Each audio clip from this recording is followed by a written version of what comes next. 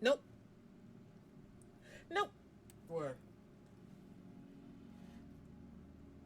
I see that we're happy, but are we able to bring that prompt back up with Oh dice? no, We are we not. have to be fully stressed. So that means the time frame was much farther than that. Yeah.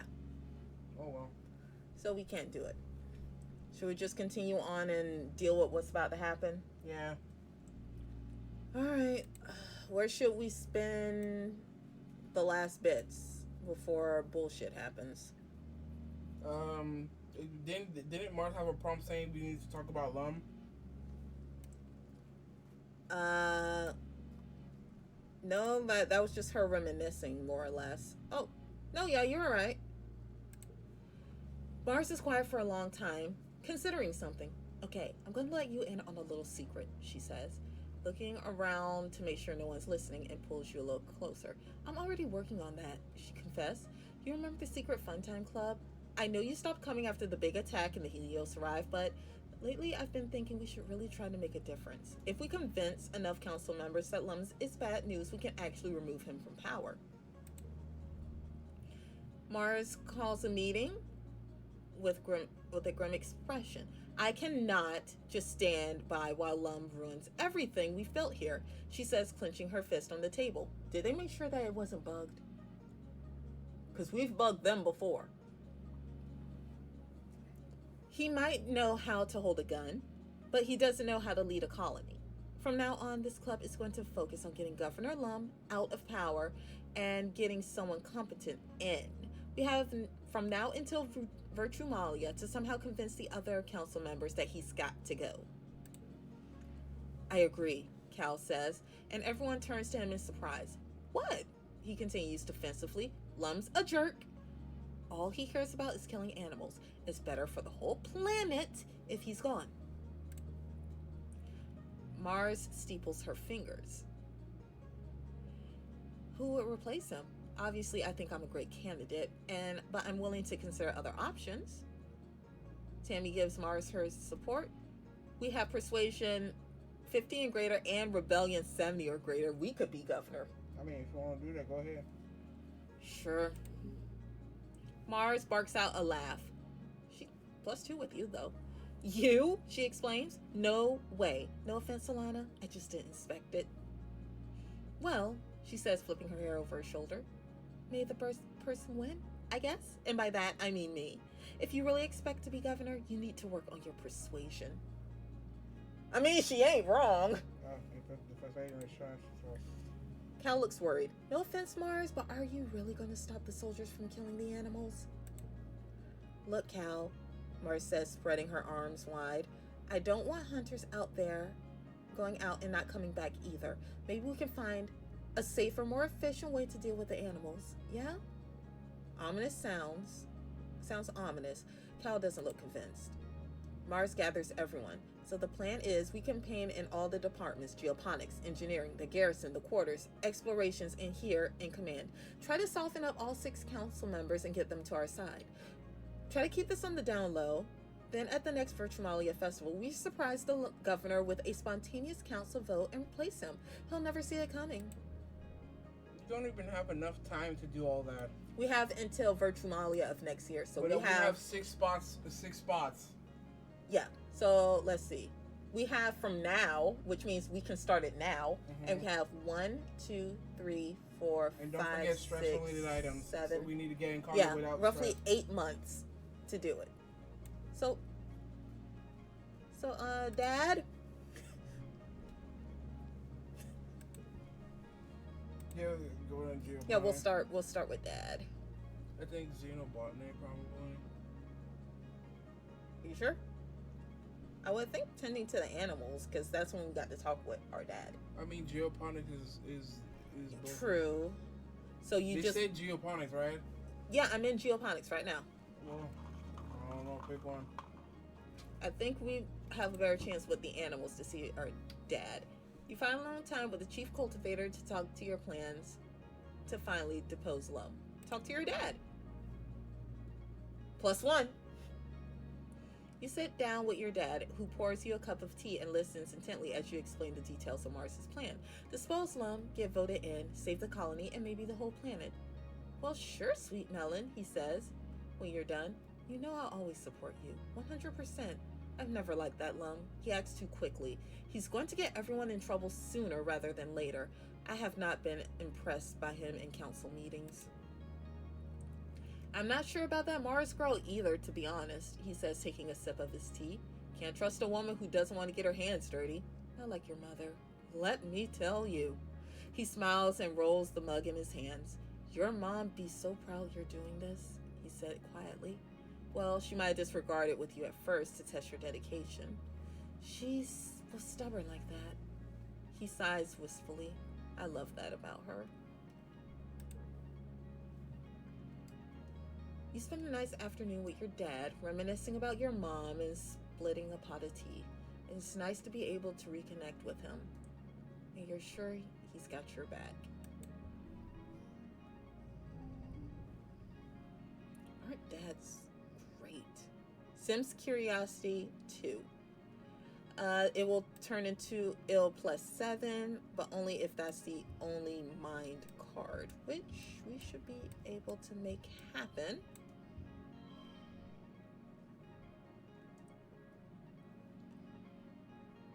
And that's at a 33.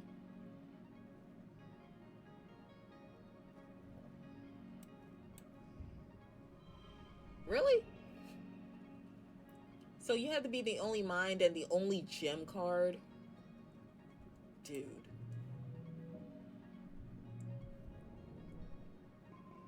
+8 stress. Alright. We're in glow. Who should we try to convince next? Instance. Okay, so they're outside. This is not good. They're outside. What? These children. Well.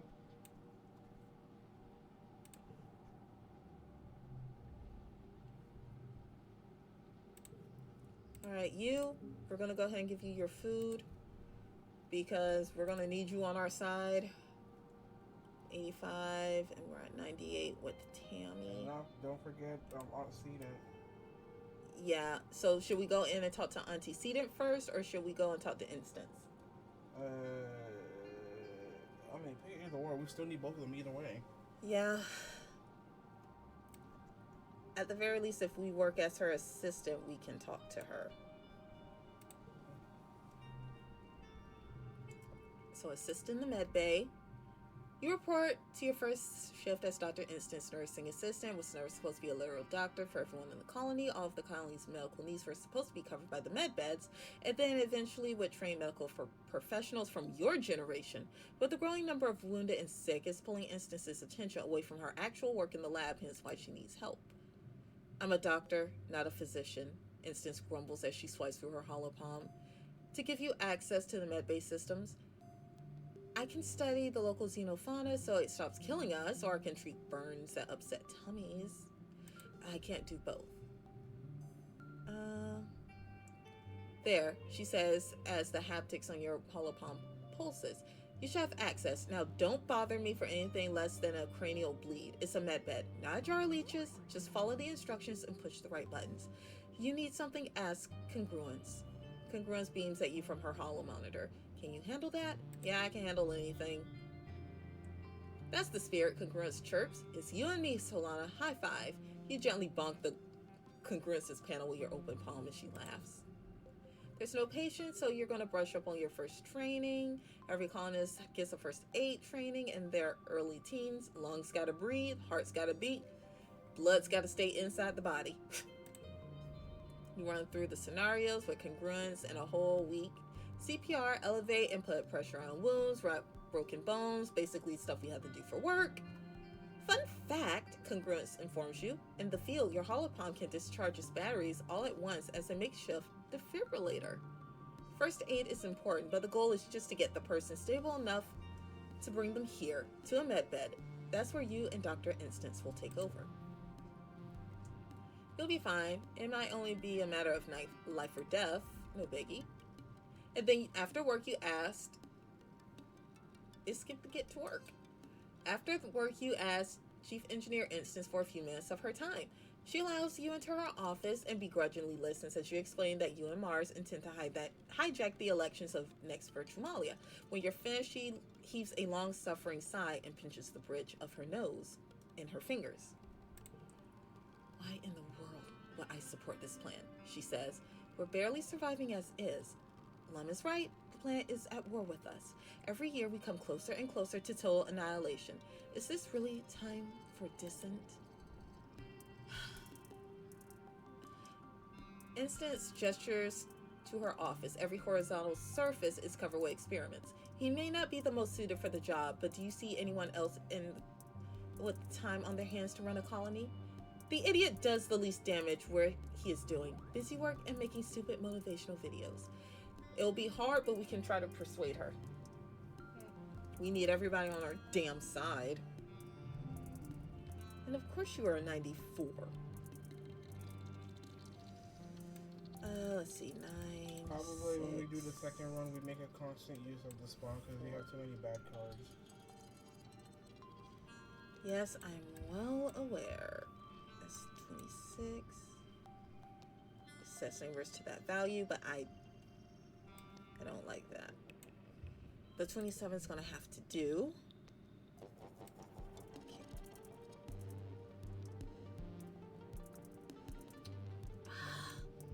These are good cards, but she'll bounce up even more on the next round. Shit. Why are the Tammy cards good? +3 on the third stage. Yes. So if we keep her on until round 3, it becomes a +9. Then just keep it. But we could get a bigger bonus with these 3. The Tammy cards are actually good. I know. But we can't use them right now without basically pushing through a lot of stress. Like, if anything, we can probably just try to see if we can have this do better, but it's not going to do better. The only thing is to test her luck. You got 67. That's only dropping it down to the 40. So we're going to have to just go with it. Okay. 9, 6, 5, 5, 8. Well, you can rotate the cards to make it better than just put it Or like I take out Tonin, do this, and put dice in, and we only have 15 stress to go through. Well, first of all, how about you rotate the cards and maybe you can get a sequence? Like instead of 9, 8, 5, you know. But here's the thing. Mm-hmm. Only because this is here, it gives a +2 with gem cards. I know. So I never said to remove them. I'm talking about just change the sequence. So you mean like this? Still 10. No, I'm talking about put the 5 in the front because it doesn't matter what position Tammy's in. Okay. No, I'm at the front where Tammy's positioned at. But no, this has to say as a... Yes. Okay. Still 45. Give me. All right. Go ahead. Jesus Christ, woman. That's what I was talking about. Just put it in a sequence. Have you forgotten number sequences give you bonus? Yes, I know that. Because it's ascending order or descending order and likes what likes. What I thought you were trying to say is like make sure that the 10 like have it in a sequential order where the like numbers would get a bonus, then the 10, 9, 8 thing would get a bonus. No, I meant the middle call since you had all the yellows in one spot and then just swap them around to get the bonus. Why did you turn British? Shut up, I don't know why. I don't know why, bruh. Why did you go British?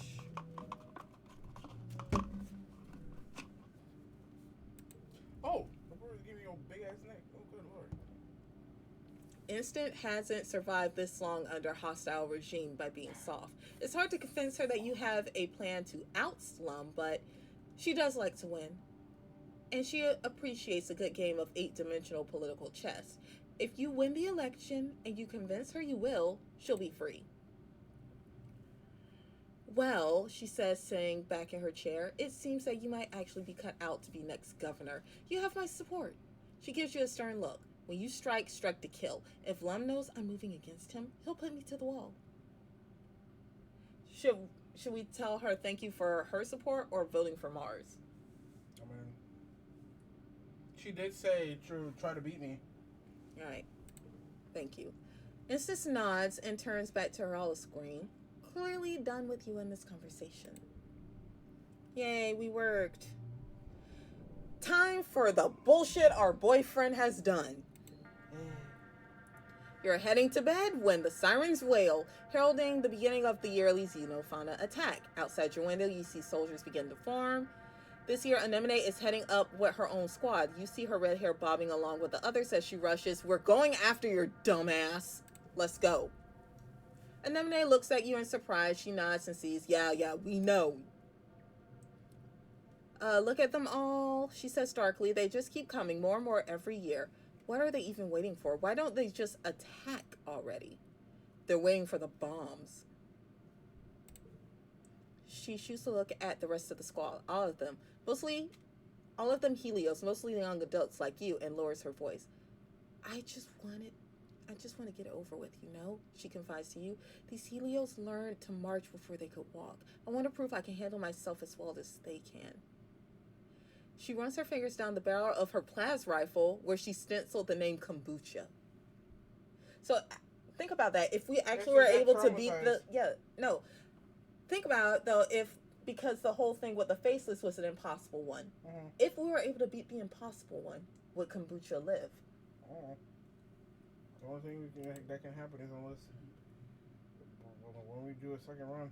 A lowering from the force draws your attention back to the enemy line. The wall of animals is approaching in eerie unison, their footsteps drumming a rumbling tattoo across the ground. Anemone clutches her rifle tightly. Okay, here goes. The animals approach the wall at a steady pace, but stop short of the walls. Instead, they mill around outside the colony near the garrison. In the eerie silence, you hear a sudden crackle of plas rifle fire, and a flying creature falls to the ground. You hear Security Chief Red from his post on the walls telling his squad to hold their fire. His voice rings through the still expectant air. The Xenos are standing there. Then... Yeah. Yep. Explosion rocks through the colony, the shockwave hitting you like a physical blow, and then the heat right after. Like walking into a firewall. You're pelted with debris raining down from the sky. A column of smoke billows from a burning section of the wall near the garrison. From the thick belt of shock that ripples through the colony, you can't imagine it was on purpose.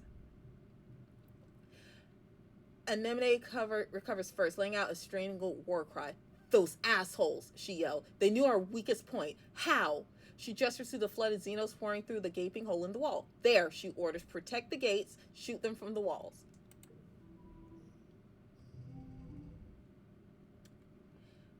Say what you want. I'm beating his ass. And I'm not talking about Lum. I mean...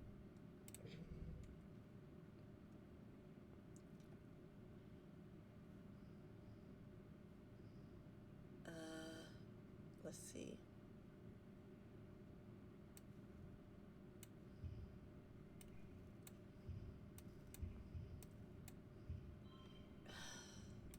We're gonna have to try to push through. Let's see. Put you here, put you here, put you here, put you here. Okay, that's 31. That's 29. The value of you is wild. But what if...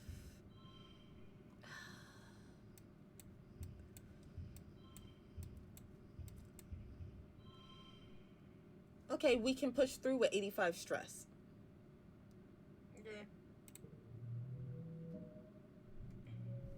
I'm killing dice.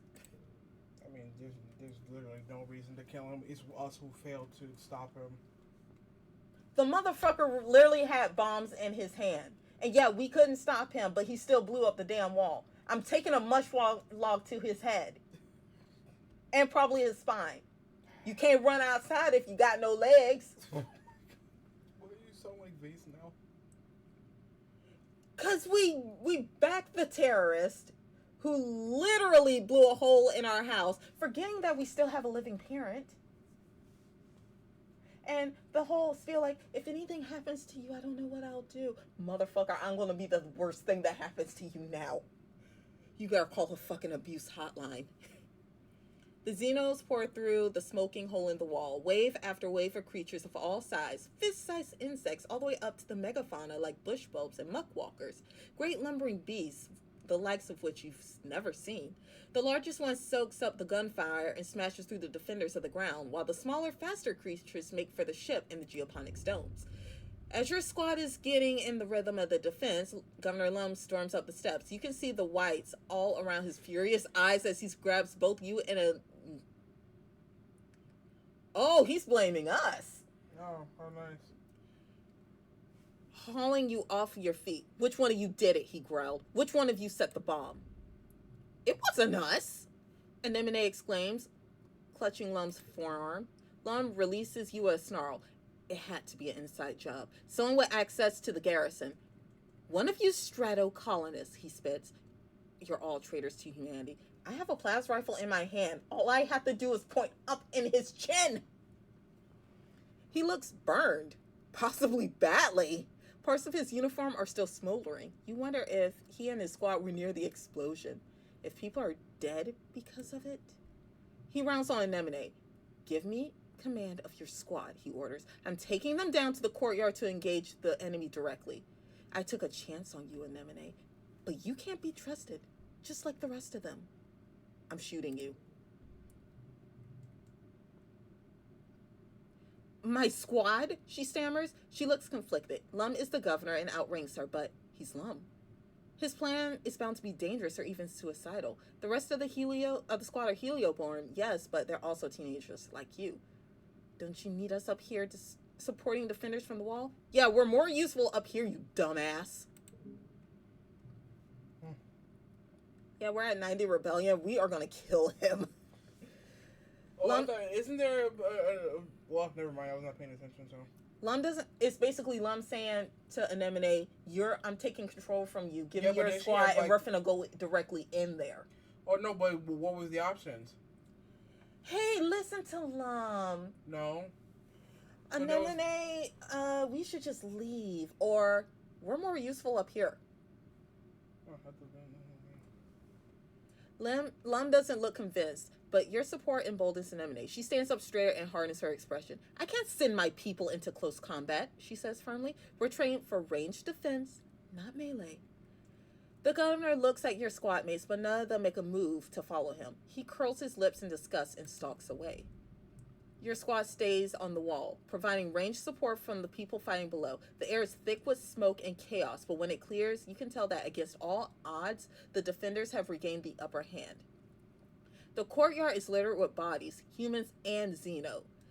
And in the distance, you can see that the geoponic domes are shattered and part of the command is on fire. The colony was staggered by the explosion, the attack from within.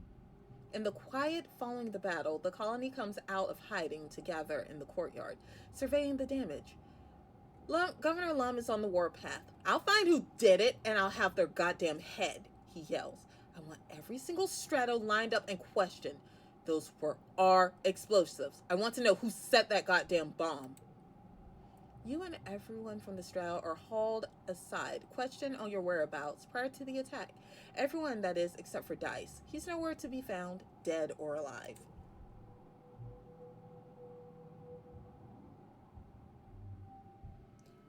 Really quiet. And now we are 19 years old. Yeah. We don't have any flowers for you. Damn it. And you're stressed. I mean, that's a given. That is a fucking given. Well, at least you can relax that. What we got? Just a Xeno egg. I So, was gonna say we can last. Do you get to see on Cena if you're relaxed at the decrees? I mean, like decrees? if a prompt pops up, yes. So we can relax. There she is. Auntie Anne is easy to track down. She has rebuilt the creche, giving a bottle to one of the new babies. Despite everything, people are still having babies. And it's incredible to think. We're human. When we're stressed, we'll fuck. If we're hungry, we'll fuck. If we're bored, we're fucking. If we're drunk, we're fucking. Of course, there's gonna be children. Just the Strato kids never had any reason to be bored. Except Tammy.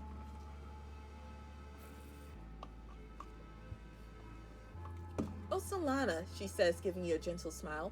Would you mind passing me that canteen? You hand Anne the canteen that had just been out of her reach as she juggles the bottle to hold it and the baby in one hand while she takes a grateful drink. Never enough hands, she says. Someone should figure out how to give us telekinesis. Let's see science work on that, She laughs, which rocks the baby in her arms. What can I do for you, Solana? Well, Anne listens patiently as you explain your plan to force a vote, the next Virtualia to dispose of Lum. When you're done, she settles the bottle down and lifts the baby onto her shoulder to burp. That's quite a plan, she says, rubbing the baby's back. You've come a long way from when you were little. I'm proud of you for sticking to your guns, no matter what happens. Can we count on your vote? Anne makes a thoughtful noise. Well, I'm not for fighting any wars on nature. Honestly, I'm so busy with the living quarters and the kitchens and the creche, I barely pop my head outside these days. But I do trust Lum to do what's best for us. He's a little empty in the noggin, but he surrounds himself with good people, and that's what matters to me. The baby lets out a wet-sounding burp, and Anne coos at it. Great job, good work. Better out than in. Well, Anne says, turning her attention back to you. What do the others think? If they're on board, I don't mind shipping a vote to make it a majority. I have 2 votes. Oh, you're quite close then. You'll need at least 2/3 majority. That's 4 council votes to make an attempt. I'll give you mine if you shake down 1 more vote. So, Utopia, I guess. So we have to go outside. We're not forgetting. And it is gonna be our birthday. The investigation into the bombing during the Glow attack continues all month. Governor Lum and his goons can't find a way to pin out any of the Stratos, and over time they come to accept that Dice is probably the culprit. The rumor doesn't make anyone feel better, but it does take the heat off the others, including yourself. As usual for this time of year, your dreams have been more vibrant and invasive. You have trouble distinguishing dream from reality during the day, and you dread falling asleep at night. A Hawkeye? Huh, how'd that Hawkeye get into your room? I think we should follow it. It's gonna be Dice. I have a feeling it's just fucking Dice. Yeah. Let's follow. You chase it out your balcony door and find yourself on a thickly wooded path, the mushwood pressing in close on every side. The light's weird here, pink and glittering, casting teal shadows. The Hawkeye disappears down a hole in the ground, and without thinking, you dive after it, squeezing your shoulders to fit in. Did you just Alice in Wonderland yourself? You tumble into a cave. It's beautiful and surreal, shimmering with a light that seems to come from within. When you take a step forward, granules of pink sand crunch underfoot. The cave opens out to a forest, and it seems lifted from a fairy tale. The sunlight beams through breaks in the trees, illuminating the path of mushroom-ringed stepping stones that lead you to a small cottage. You spot the Hawkeye hurrying further down the path. So we just followed the rabbit. Should we go visit the cottage and eat the thing that makes us bigger? We're literally doing the Alice in Wonderland thing. So let's go see the cottage. Really? Dice is here. It's his home, you think. He's hunched over a woodworking bench and looks up as if you called his name. You realize with alarm that he's working on himself as if he's part tree. He waves at you with a hand that ends in small blossoming branches. Unsettled, you hurry onwards through a door at the rear of the cabin. Too late. You realize the door opens to empty air and you tumble. You land on solid ground, your breath whooshing from you. It's hot here, impossibly hot. The twin suns beat down on you, burning your skin on contact. The air is almost painful to breathe. In all directions stretches a barren wasteland of dead trees, like bones puncturing the dry skin of the planet. You rise from the dusty, cracked earth and begin to walk, stumbling over the bones of unknown creatures. You don't know where you're walking, only that the horizon doesn't change. The red sky just stretches overhead like a great bowl of heat pressing down on you. A great roar shakes you, and you turn to see a chimeric nightmare, a manticore, but with Governor Lum's face. It towers over you from a podium, his claws clacking and his tail thrashing as he proselytizes. We, primeval forests felling, he chants. We, the rivers stemming, piercing deep the mines within. We, the surface board surveying. We, the virgin soil upheaving. Overhead the sky streaked with smoke. You hear a rumbling in the distance. Run from the creature or face it? I guess face it. I picked the wrong one. Damn it. I thought I clicked face it. You flee from the scene, feeling the memory of it cling to you as you push and claw your way through another reality. You stumble towards the dark, glowing forest. Blessedly cool air brushes your cheeks, thick with moisture and making your face wet as if you were crying. The path winds upwards, flanked by humanoid figures carrying candles. Some are wearing robes, some armor, some lab coats and envirosuits and formal wear. Some are elderly, some barely 10 years old. All turn and look at you. And you realize with a jolt, they're you. I'm done. Every single one of them is you. You see yourself reflected in their eyes as they gaze upon you dispassionately, a line of possibilities stretching out as far as you can see. The hot-eye crouches between the ranks and gazes solemnly out as you pass. You walk steadily upward, feeling their unflinching gaze follow you. Overhead, the wormhole hangs in the sky like an overripe fruit, bending the heavy branch of space and time towards you. It's so close you feel as if you could touch it. You stretch your hand out, seeking, and then you wake up. Ooh, now we have insomnia. Milky, quiet sunlight pours through your window. Flakes of bromide snow piling up against the glass. You feel as tired as when you went to bed. It's your birthday. You're 19 years old. Only one more year as a teenager. Damn. Hi, Tammy. Yay, it's my birthday. Yay, let's share it. +2. So we're at 100 with her. That's great.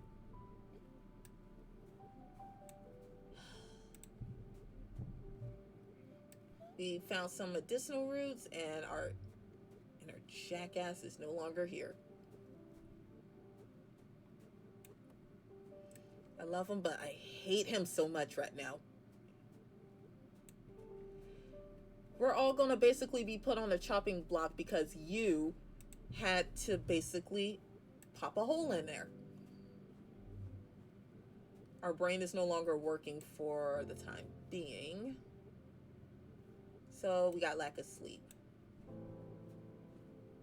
Mars? I think I make a better governor, she sighed. Instead of the space head with a gun, thinks he knows what's best for the colony. She rolls her eyes. Like, okay, he's older, but I've lived here for almost half my entire life. Like, who are you gonna trust here? Yeah. And have that. Let's see. Okay, we're only 4 away from her. We'll go out, get Utopia, and then... Yep, he ain't here no more. So technically, if we go forage in the valley, we might find him.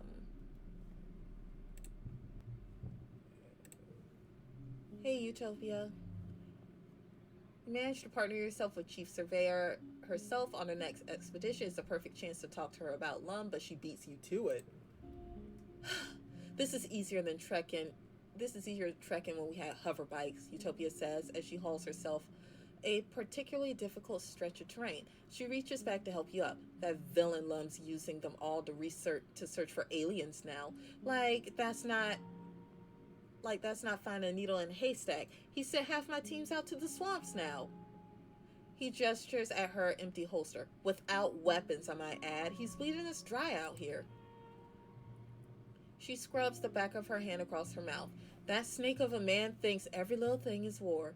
I don't like getting attacked by animals either, but I sure miss being able to explore this planet without Lum getting his paws all over my division and taking my resources for his damn messy war. Funny you mention that, man. You tell Utopia about Mars's plan to overthrow Lum at the next Virtualia. She seems excited by the prospect.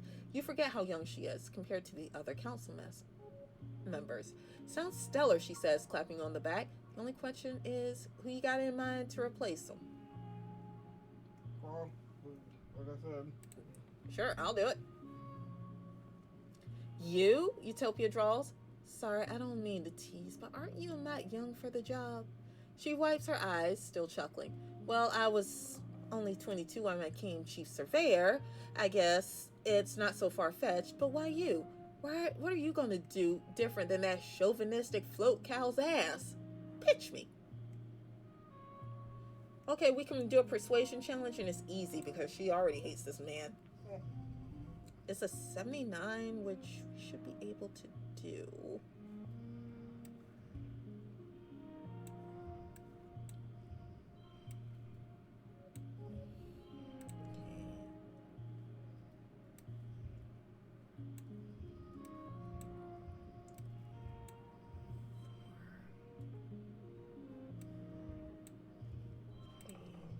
Okay, it's a 32.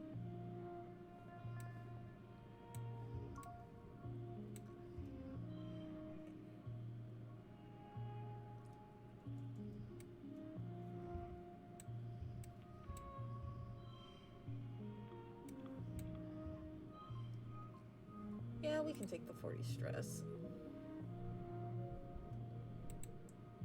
You and Utopia do the surveying, and I pitch her.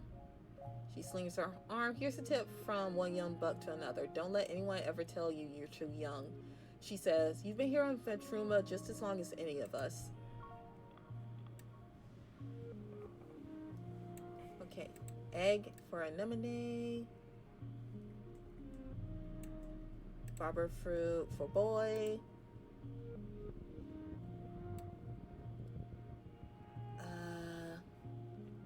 All of a sudden, here are all the freakies. We'll talk to you in a second, mister. Whoops. Turn back. Didn't mean to even do that. Alright, explain yourself, sir. Sim materializes out. Oh, we're at 100% with him? Yep. Face can kiss my ass. Sim materializes out of the forest before you. Solana, he says gravely, forgive my directness, but you must come with me now. He places his hand on your shoulder. Please trust me when I say I have done my best to argue on behalf of your kind. I can only hope for the continued survival of humanity. Ominous. He crouches down the slide into a hidden opening under the roots of a tree. You follow, feeling strangely as if you're crawling into the belly of some animal. You emerge into a cave filled with the hum of strange machinery. A bank of ancient-looking control panels and a crystal tank of glowing liquid seem almost to have grown out of the natural rock. Mineral deposits from the moisture trickling down the walls have reclaimed some of them. Sim, God. Sim leads you to a console. This is the array, he says, pressing what seems to be buttons. As I've explained, this body I wear is only a vessel. My consciousness, the person who I am, is stored in the array. I return to it regularly, storing my body in the regeneration tank while I back up what I've learned that day into the array. Physical forms are prone to injury and death, Sim says quietly. It's temporary, but highly unpleasant. Therefore, the Overseer prefers to remain in the array. Sim directs you to two weirdly fungal growths. Please take hold of these interface handles. Okay?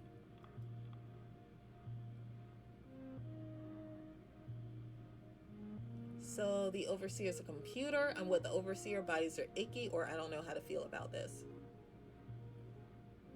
The Overseer is in... Huh? The Overseer's a computer. Alright. The word software would be more accurate. Strange presence speaks in your head. Play it cool. Yeah, we got Bravery Twin. We got Bravery Twin, 6th grader. These are Sasquatch brains. Yeah. You feel the Overseer pause. Then a sensation in your mind that reminds you of someone clearing their throat. I am the Overseer, the voice continues. I speak for the gardeners. We will now show you what we are. Alright, I'm ready. You have the oddest feeling of memories being inserted into your mind. First, a trickle, then the flood. A civilization called the Convergent Domain once existed on this planet over 20,000 years ago. In your mind, you see their dominion stretch from pole to pole, their farms and solar arrays glittering on the surface of their massive cities tunneled below. I already know about the domain. We are aware of that, the Overseer replies, his voice drying your mind. We know most everything that happens on this planet. The Convergent Domain created the gardeners as their ecological control system, a vast network of artificial intelligences stored deep underground in a digital array. Self-propagating control towers and cloning stations were seeded, allowing a gardener program to take biological form, downloading a copy of his consciousness into a host body created to suit the task at hand. You think of Sim. His body was created to suit the task of befriending you? Under the direction of the Convergent Domain, the gardeners controlled the weather, the acidity of the soil, the cultivated species in their farms, and the rapidly shrinking wild areas of the planet. The Overseer doesn't quite sigh, but you get the impression they would. Over time, the domain nearly destroyed the planet. They didn't respect nature, or there were too many of them? They just destroyed the planet naturally. So, no, that's the question. They didn't respect nature like we don't respect it, or is it an overpopulation thing? Like Both. how we're doing an overpopulation thing? Both. I mean, we gotta pick one. Oh. There were too many of them. Correct, the Overseer responds. They cannot stop multiplying, with a pride and compulsion that only can come from evolutionary drive. They paved the planet's surface with solar panels to run their massive underground cities. There are millions of them. Billions, tens of billions, too many for the planet to sustain. The last directive the gardeners were given by the domain was to repair the planet's destroyed ecosystem, the Overseer says solemnly. The gardeners tried, but it was too late.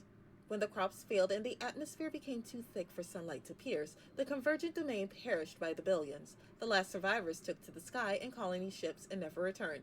Oh, ain't that some interesting parallel? You tried to imagine a tragedy on this scale, but it's just too enormous, too abstract to wrap your head around. The Overseer continues relentlessly, new thoughts playing into your mind. Over the millennia, the gardeners took their task seriously. It takes little effort to render a planet inhospitable, but significant dedication to restore it. Under the guidance of the gardeners and the final directive of the Convergent Domain, nature at last reclaimed the barren planet. The garden existed in perfect balance, and now your species has invaded it. I'm sorry. Did I just literally read like a Garden of Eden shit? Basically. And technically we are, well, yes, we are the invasive species, but we technically are the Adams and Eves of this planet. Eve. I guess you do the second option. Yeah, we had nowhere else to go. Your kind had the option to stay where you were. The Overseer replies, the tone of his thoughts darkening. Do you think we have empathy for the convergent domain who fled on colony ships? The ones who selfishly refused to give their bodies back to the planet they destroyed with their pride? You chose to come here, the overseer continues, and you continue to stay here. You could instead choose to die. I would sit there and it's like, here's the thing. When we do die, we reuse our bodies as soil. So we're in a way doing the thing that your creators decide not to do. This is just AI gone rogue. Wait. Organic AI. Now, I'm sorry, I'm going to have to pause here, but theory time. Yeah. Remember when Tangent was talking about the possibility of hacking the human body? Mm-hmm. And the fact that we are still technically like a machine. Mm-hmm. And how Congruence is a machine. Mm-hmm. And how the Overseer is a machine. Mm-hmm. With grow tanks. Mm-hmm. That can make bodies. Mm-hmm. You think we can actually make Congruence a body? I mean, you would basically have to transfer her to the Overseer. That in a way, yes, that's true. But but what I'm thinking is, like, if I wonder in the good ending where everybody can survive and live happily. This is clearly we don't have a good ending in this run. Yeah, we definitely don't have a good ending. But now I'm just curious, would Congruence ever have a body? Because I know Congruence has expressed that she wants to kind of experience what it's like to live. Yeah. I mean, you're basically saying you want Android 18. But Android 18 was able to procreate. Because the wish of the dragon. No. She's a android. She's technically still like more or less a cyborg, because when Goku came back and saw that Krillin and 18 were still a thing and saw that there's a little baby, it's like, I thought that she was all robot. Krillin literally said, "Not all of her is a robot." Yeah, that's true. Yeah, their daughter is biologically theirs. Some Vitruman species have a technique of future sight, which the gardeners harness to catch glimpses into the web of timelines. We see that you possess this technique too, alone in your kind. We have foreseen that humans pose a great danger to this planet.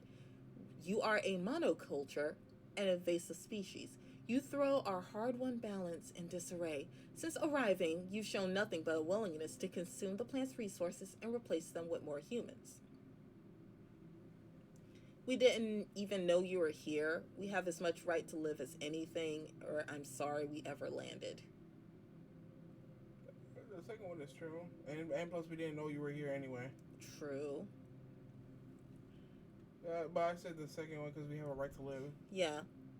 Like, yeah, we are an invasive species, but it's also, the whole thing is you have to find your spot in the food web. Mm-hmm. Your mind fills with images of species rising and going extinct over thousands of years. Animals with their short lives are ignorant creatures. They care for survival and the survival of their children. They have no concept of a legacy that spans the lifetime of a planet. They cannot be blamed for living. It's their only purpose. But humans are animals with the power of gods. You consume recklessly, and your ceaseless fear of death fouls your every action. You shape the planet. You bend nature to your will, thinking only of yourselves. This is a power no animal should have. I'll agree with that. We have power that we really shouldn't have, because most of the people that we put in power with this power do not understand how bad things can go wrong. Most gardeners would prefer to stamp you humans out like encroaching weeds, the overseer says without malice. Indeed, we've tried, using ecologically compliant organic methods. We are impressed by your tenacity to withstand these eradication procedures. The yearly attacks, the famine, the pollen, not random natural occurrences at all, but gardeners' tactics to encourage the eradication of pests. Huh. So you just kill our parent then? They basically, yeah. So, one, fuck you, you killed my mother. But Symbiosis speaks in defense of your kind, the Overseer continues, and took effort to convince us that you are sentient and capable of communication. How else we were speaking? Not that kind of communication, because the stupidest people have the loudest voices. Well, I wasn't talking about Lum, I was talking about someone who should be named Orange, but yeah, sure, let's stay with Lum. okay then. You present us with a quandary. You come from the stars, refugees of a catastrophe of your own design, one that you are intent to recreate here, on a planet which still bears the scars of the last time it was used carelessly. So we ask, what are we to do with you? Screw you. We'll do what we want. You're right to destroy us. Humans can change. Help us. Or I'm just a kid. I can't answer this. Coexist. So we teach your kind to be stewards of nature, the Overseer replies. Perhaps your children will take up the mantle as well as their children. But soon you are dead, as your children's children. Generations pass. No one alive remembers the time the gardeners came to the humans and taught them the proper ways to live. And now there are Then stay in contact with them to keep them like stop talking bullshit. Shut up. And now there are too many of you to teach, and your behavior too entrenched. What then? Genocide? You have no answer. What the fuck? We got a plus 12. But look at that. Look at that artwork. That is frightening. Yes, it is. There's silence in your head, and you only hear the sounds of water trickling down the cave walls and the gentle hum of the machines. Eventually, the Overseer speaks in your mind one last time. For now, you may leave freely. We will consider this quandary. We will be monitoring you and the other humans. You feel a strange pull at your consciousness as you remove your hands from the interface. There you have it, Sim murmurs. That is my boss. Your boss needs to get out more, or I'm terrified. Honestly, Your boss needs to get out more. yeah, go touch grass. Sim huffs, like he's afraid to laugh. He walks over and runs his hand over the consoles. And now, you know how to connect to the array, he says quietly, but you should not come here unless I am with you. He takes your hands and looks at you solemnly. When you interface with the array, you hold everything we are in your hands. It took a great deal of negotiating to convince my fellow gardeners to trust you with this power. What the hell? What time is it? I'm done. You just let me. Please do not prove this trust mistaken. Let's see, we learned Sim's augment. And what is Sim's augment? Nothing. AI construct. No, he hates nothing.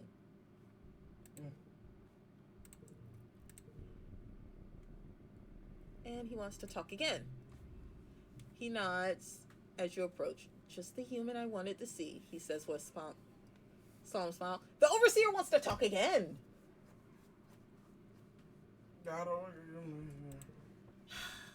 Alright.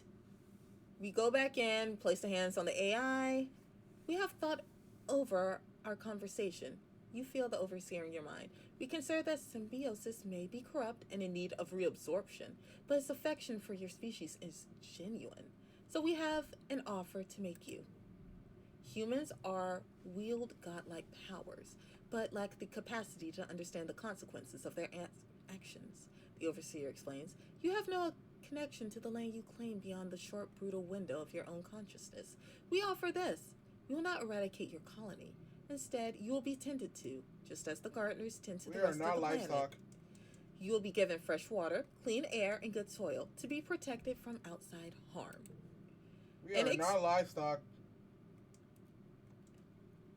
In exchange, humans will stay in their colony and limit their population growth so as to maintain a balance within the habitat. You will not leave this territory to procure more resources. You will cease all hunting, logging, and expansion outside the valley. A human nature reserve, more or less. You are a curiosity to us, as well as the sentient species. We would like to preserve you without endangering the ecological balance of the planet. Now, you will go and convince the others of your species to agree to our compromise. I'll try, but I don't know. If there's a way to convince Governor Lum, An envoy will visit in Glow to discuss it formally. So we really have to overthrow this motherfucker before Glow. Be clear, an armed envoy. We suggest making yourselves look non-threatening. I think the only thing we need is the crease ring. Sim gives you a slight smile. It seems like that went well. A hard fought for them to consider options other than eradication. I'm glad that my trust in you was correct. What is wrong with you, you weird little goblin? Yeah, this man, rather ancient artificial intelligence resembling a man, has pushed his directives to the limit to help humanity. His interest started with a curiosity, but over time he's come to love humans and value your survival. Has he made a mistake? Most people do. But yeah, let me go ahead and save. And existential crisis. Overwrite that. And we'll stop here. Okay. Don't you technically have 2 videos? Yeah.